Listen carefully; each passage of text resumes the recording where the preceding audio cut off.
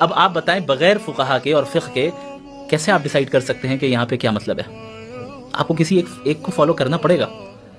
یہ ایک میں نے چھوٹی سی مثال دی ہے، اس طرح آپ کو بہت سی مثالیں ملیں گی جس سے آپ کو یہ پتہ چل جائے گا کہ آپ صرف قرآن کو ٹرانسلیشن کے ساتھ پڑھ لیں یا خود جو ہے عربی سے سیکھ لیں، آپ کو کسی عالم کی ضرورت نہ پڑے، کسی مفسر کی ضرورت نہ پڑے، کسی اسکول آف تھاٹ کی ضرورت نہ پڑے، کسی جو ہے اصول تفسیر، اصول حدیث اور اصول فقہ کی ضرورت نہ پڑے. یہ بہت ہی بچکانہ سی وہ چیز ہے، یعنی یہ بہت ہی جو سپرفیشل نالج رکھتا ہے اسلام کا، میں سمجھتا ہوں کہ اس کے ذہن میں یہ چیز آتی ہیں. کتنی آیتیں قرآن کریم کی ایسی ہیں کہ جس کے پس منظر کو آپ نہیں جانیں گے، اس کی شان نزول کو نہیں جانیں گے، تب تک آپ کو اس کی میننگ سمجھ میں نہیں آئے گی. قد سمع اللہ قول التی تجادلک فی زوجها وتشتکی الی اللہ. اللہ نے اس عورت کی بات سن لی جو آپ سے بحث کر رہی تھی. کون عورت؟ کس کے بارے میں بات ہو رہی؟ اس کے لیے آپ کو کسی عالمی کے پاس جانا ہوگا. آپ نہیں میں تفسیر پڑھوں گا. تفسیر کس نے لکھی ہے بھائی؟ عالمی نے نہ لکھی ہے.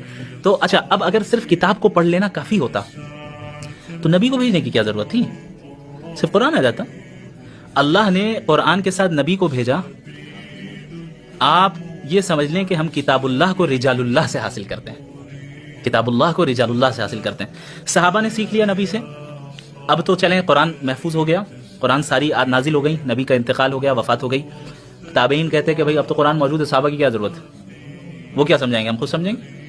لیکن کیا ایسا ہوا؟ کتاب اللہ کو رجال اللہ سے سیکھا جاتا ہے. تابعین آئے، اب تو حدیث بھی تیار سے مراد یہ کہ حدیث تو ہمیشہ سے محفوظ ہے لیکن کمپائل کر دی گئی ایک جگہ پہ کتاب کی شکل میں. تو اب حدیث بھی ہے، قرآن بھی ہے. اب ان کی تابعین کی کیا ضرورت ہے؟ ایسا نہیں ہوا. وہ انہوں نے تابعین سے پڑھا. تو یہ سلسلہ عہد نبوی سے آج تک چل رہا ہے. اب پتہ نہیں 1400 سال کے بعد کس کے اوپر وحی نازل ہو رہی ہے کہ جو ہے وہ کہے کہ بھائی ان کی ضرورت ہی نہیں ہے ہمیں. یہ تو بہت ہی سپرفیشل جو جس کا لیول ہو انٹلیکچوئل اور دین کے علم کے اعتبار سے، وہ اس طرح کی باتیں کر سکتا ہے. ورنہ قرآن کا اصول تو یہی ہے کہ بھائی ہم اللہ کے دین کو اللہ کے بندوں سے سیکھتے ہیں.